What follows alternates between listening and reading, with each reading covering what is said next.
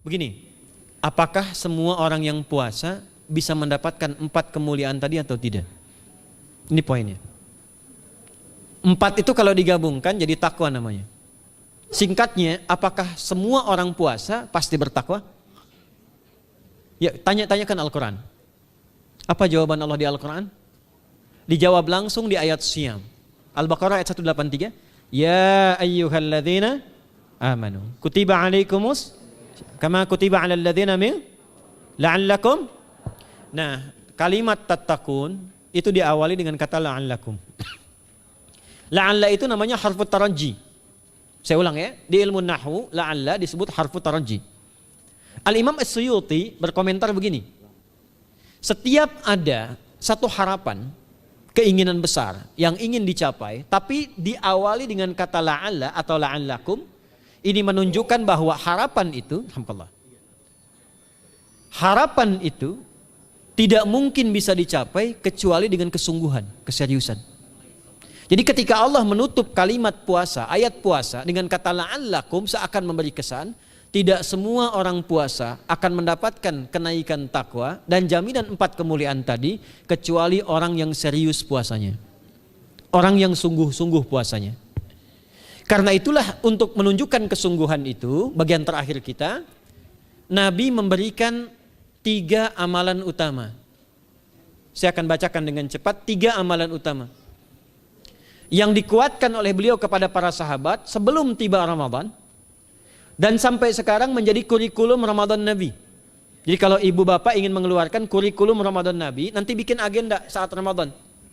Ya, supaya nggak pusing nanti kalau masuk hari pertama apa yang dikerjakan, hari kedua apa yang dikerjakan, subuh apa, siang apa, sore apa. Cuman nanti saya berikan 3 yang pokok ini. Ada 3.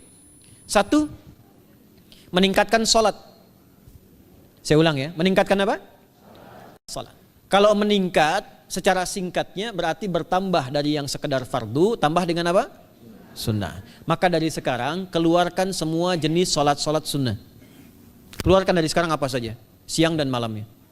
Yang rawatib ada berapa rawatib? Rawatib 12. Ya, rawatib itu yang melekat dengan sholat fardu dan menentukan untuk memperbaiki sholat fardu. Menambah, jadi kalau kurang khusyuk ditambah dengan sunnahnya disebut rawatib. Bisa sebelum, bisa setelah sholat fardu. Ada 12 dari hadis Nabi SAW. Man shalla isnatai asyrata raka'atan, siapa yang sholat 12 rakaat fi yaumin wa lailatin, yang mengiringi sholat fardu siang dan malam, ya bunyalahu bihinna baitun fil jannah, maka akan dibangunkan baginya satu rumah di surga kalau konsisten menunaikan 12 itu sampai meninggal dunia. Sahabat yang mendengar itu mengatakan kompak semuanya, sejak mendengar hadis itu kami usahakan istiqomah sampai meninggal tidak meninggalkannya. 12 itu 2 sebelum subuh, cepat. 4 sebelum zuhur, 2 setelah zuhur, 2 setelah maghrib, 2 setelah isya. 2 rakaat sebelum subuh, 4 rakaat sebelum zuhur. Kalau nggak bisa 4 rakaat karena terbatas waktunya, boleh 2 rakaat khusus untuk sebelum zuhur. Kalau nggak bisa 4, boleh berapa? 2. Dalilnya hadis Ibnu Umar radhiyallahu taala anhuma. Kata beliau, hafidtu asyra rakaatin, saya hafal 10 rakaat dari Nabi sallallahu alaihi wasallam salat sunnah. Maka menyebutkan sebelum zuhur 2 rakaat. Baik, jadi 12 ya, 2 sebelum subuh, 4 sebelum zuhur, 2 setelah zuhur, 2 setelah maghrib, 2 setelah isya. Ini yang disebut dengan rawatib. Jamak dari kata ratib. Di luar ini mutlak. Mutlak ini ada yang berdampingan dengan salat fardu, ada yang terpisah. Contoh yang berdampingan, 4 rakaat sebelum asar. 4 rakaat ini bukan disebut rawatib, tapi salat mutlak. Cuma waktunya berdampingan dengan salat fardu. Jadi dia nggak memengaruhi sholat fardu, cuma punya keutamaan sendiri. Apa keutamaannya? Hadis Ibnu Umar radhiyallahu taala anhuma, ketika beliau menyampaikan qala Nabi sallallahu alaihi wasallam rahimallahu ra'an shalla qabla al-asri arba'an. Allah akan menambahkan rahmat pada orang yang terbiasa sholat 4 rakaat sunnah sebelum sholat asar. Jelas ya? Baik. Kemudian apalagi setelah itu? Sholat di antara 2 adzan dan 2 adzan ini, adzan dan iqamah. Ya, di antara adzan dan iqamah. Tahiyatul masjid. Apalagi misalnya salat duha. Duha dibagi 3. Awal duha itu kurang lebih 1,5 jam setelah salat subuh. Subuh sekarang misal 4:30, maka jam 6 muncul awal duha. Namanya syuruk. Saya ulang, salat apa namanya? Syuruk itu salat awal duha. Jumlah rakaatnya 2 rakaat. Man shalal ghadata fil jama'ati thumma yaqudu yadhkurullah subhanahu wa ta'ala fa yusalli rak'ataini fakana alaihi ka ajri umratin wa hajjin, ya ka ajri ummatin wa hajjin tamatan. Siapa yang salat subuh 2 rakaat dengan berjamaah, ya, dan umumnya kalau berjamaah bisa ke masjid di masjid. Kalau tak mampu ke masjid, tunaikan di rumahnya. Setelah itu tidak beranjak dulu, dia duduk untuk berzikir kepada Allah. Zikir itu bisa baca Quran. Quran surah 15 ayat 9 itu Quran disebut dengan zikir. Quran surah 54 ayat 17, 22, 32, 40 itu Quran disebut dengan zikir. Bisa baca Quran, bisa berdoa. Doa disebut dengan zikir. Quran surah ke-7 ayat 205. Ya. Bisa dengan apa lagi? Bertafakur, ya, mengaji, ta'lim, itu disebut dengan zikir. Ali Imran ayat 190 191. Alladzina yadhkuruna Allaha qiyaman wa qu'udan wa 'ala junubihim wa yatafakkaruna fi khalqis samawati wal ard. Ya, disebut dengan zikir. Bisa bertasbih. Zikir pagi petang, kalimat-kalimat thayyibah, ada itu di Quran surah ke-4 ayat 103. Jadi habis salat subuh zikir dulu. Doa dulu, zikir dulu, belajar dulu, tafsir dulu. Setelah itu muncul syuruk. Perjalanannya disebut isyraq, melewati masyrik, 1 tombak bayangan, dia salat 2 rakaat, itu pahala salatnya senilai haji dan umrah. Sempurna. Bukan sudah haji, bukan. Mau kemana? Ibu mau haji dulu? Tidak. Ya, hajinya nanti bulan Dzulhijjah. Tapi senilai haji dan umrah itu 2 rakaat. Awal duha disebut apa? Syuruk. Pertengahan duha sekitar jam 9 jam 10. Jumlahnya 2 sampai 4 rakaat. Ya, 2 sampai 4 rakaat.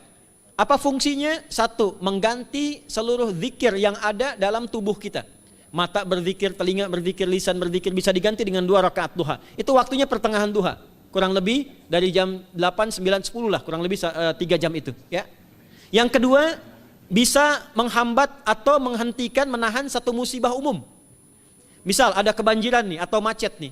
Orang-orang kena macet. Bapak yang biasa sholat duha pertengahan itu tiba-tiba ditolong oleh Allah, dibebaskan. Tiba-tiba ada orang datang, Pak lewat sini di sana macet. Atau dibimbing ada kontraflow. Itu manfaatnya duha tuh. Yang pertengahan. Yang terakhir adalah akhir duha. Sekitar jam 10 sampai jam 11 menjelang ke zuhur. Ya, akhir duha itu jumlahnya dari 2 bisa 4 sampai 8 rakaat. Di antara manfaatnya bisa mempermudah datangnya rezeki dengan izin Allah Subhanahu wa taala ketika ikhtiar. Itu duha. Nanti ke malamnya silahkan tahajud, tingkatkan tarawihnya sampai ditutup dengan witir. Itu salat. 2 yang terakhir saya cepat, 2 yang terakhir adalah banyak berinteraksi dengan Al-Qur'an.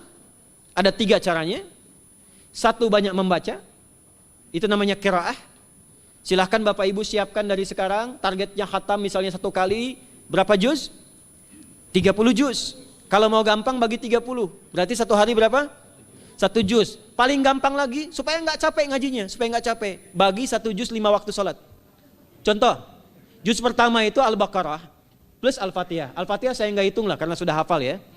Al-Baqarah itu 141 ayat, juz pertama. Bagi 5, 28. Jadi setiap ketemu waktu sholat, bagi 2 lagi, 28 bagi 2 berapa? 14. Sebelum sholat baca 14 ayat, setelah sholat baca 14 ayat. Itu 14 ayat tuh paling-paling nggak nyampe 5 menit Bu Pak. Kalau investasi 10 menit setiap waktu sholat, bagi 2 kita baca 14 ayat, itu insya Allah selesai Ramadan khatam Quran. Itu udah rumus. Ya, tidak cukup dengan amin, siapkan dari sekarang. Siapkan. Ya. Kemudian mengkaji, kajian, tilawah. Itu tilawah itu di hadis Muslim pahalanya banyak. Ya, majtama'a qaumun fi baitin min buyutillahi. Ya, kita ngajinya Quran hadis ya, biar ya, lebih kuat dalilnya. Majtama'a qaumun fi baitin min buyutillahi yatsluna kitaballahi wa yatadarasuna fima bainahum. Ya, siapa yang bisa tilawah Quran, ngaji, tafsir, keluarkan misalnya untuk Ramadan 10 hari saya pengen tahu Al-Fatihah. Itu ketika dilakukan punya 4 keutamaan. 1, ghasyiyatuhum rahmah. Selama ngaji rahmat Allah dibentangkan. Kalau pengen doa cepat dikabulkan, kalau istighfar diampuni. Yang kedua, awas ini nazalat alaihimus sakinah, diberikan ketenangan dalam jiwa. Bapak Ibu pengen di rumah tangga nyari sakinah, isi dengan Quran di rumah. Amalan terakhir infak. Ya, hadisnya dari Ibnu Abbas, Ibnu Abbas radhiyallahu taala anhuma, qala, ya, beliau mengatakan kana Nabi sallallahu alaihi wasallam ajwadan nas wa ajwadu ma yakunu fi Ramadan. Adalah Nabi sallallahu alaihi wasallam itu orang yang sangat luar biasa dermawan dan lembut. Dan bertambah dermawan lagi ketika tiba Ramadan. Apa yang dilakukan Nabi? Mensupport sahabat, siapapun yang punya anggaran untuk infak, disiapkan sebelum Ramadan. Jangan berpikir banyak Bu. Yang penting ada anggaran, 30.000 nggak ada masalah. Setiap hari 1.000, tidak harus uang, makanan. Pernah dengar hadis ini nggak? Siapa yang memfasilitasi bukaan orang puasa walaupun dengan sebiji kurma dan sehirup air, maka dia mendapatkan pahala seperti orang puasa itu tanpa dikurangi sedikit pun. Ada? Hadisnya sahih di At-Tirmidzi.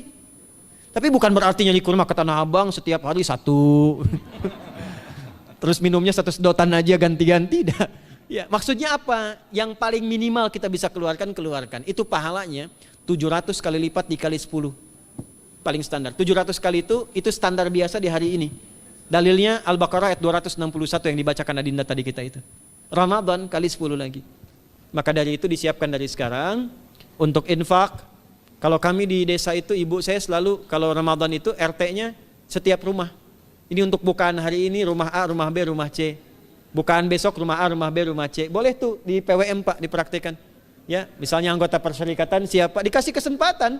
Mungkin nanti yang lain kurmanya, yang ini misalnya jeruknya, yang ini ininya. Setiap ada bukaan ya kirim ke yatimnya, ya kemudian ke pondok-pondok asuhan Muhammadiyah yang tadi disebutkan sekian ribu itu, cari pahala. Ya, saya kira itu yang bisa saya sampaikan sampai dengan batas waktu yang diberikan. Semoga bermanfaat dan semoga Allah Subhanahu wa taala memberikan kemuliaan kepada kita semua, kesehatan, dan yang terakhir saya ingin sampaikan doa penting. Tolong hafalkan doa ini. Dan ini doa yang diajarkan Nabi menjelang Ramadan. Supaya mendapatkan kesehatan, kekuatan, keselamatan untuk beribadah saat Ramadan. Hadisnya di At-Tirmidzi nomor hadis 3254. Qala, langsung saja qala Nabi sallallahu alaihi wasallam. Allahumma ahillahu alaina bil yumni wal iman wassalamati wal islam rabbi wa rabbukallah. Nah, itu tolong nanti dihafalkan, tadi sudah direkam, dibimbing. Nanti ketika ditetapkan masuk awal Ramadan, bacakan itu. Ya Allah, anugerahkan awal Ramadan kepada kami dengan ketenangan, kedamaian, kekuatan iman, keselamatan, sehat, enggak sakit sampai selesai puasanya. Diberikan kekuatan untuk ibadah dalam keislaman dan diikhlaskan hanya karena Allah Subhanahu wa taala. Subhanakallahumma wa bihamdika nasyhadu an la ilaha illa anta nastaghfiruka wa natubu ilaik wa akhiru da'wana anil hamdulillahi rabbil alamin wal 'afu minkum fastabiqul khairat. Assalamualaikum warahmatullahi wabarakatuh.